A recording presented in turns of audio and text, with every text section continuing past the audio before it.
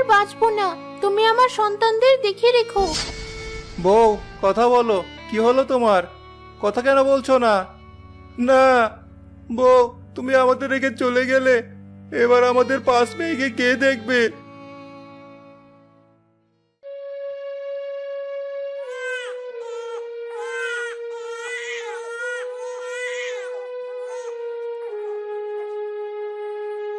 ভাই, তোমার মেয়েরা তো কাঁদছে, ওদের শান্ত করো। কি করে শান্ত করব? ওরা যে কিছুতেই শান্ত হচ্ছে না। চাচ্চু, আপনি বোনদের কিছু খাইয়ে দিন। আমি একা যে ওদের নিয়ে পেরে উঠছি না।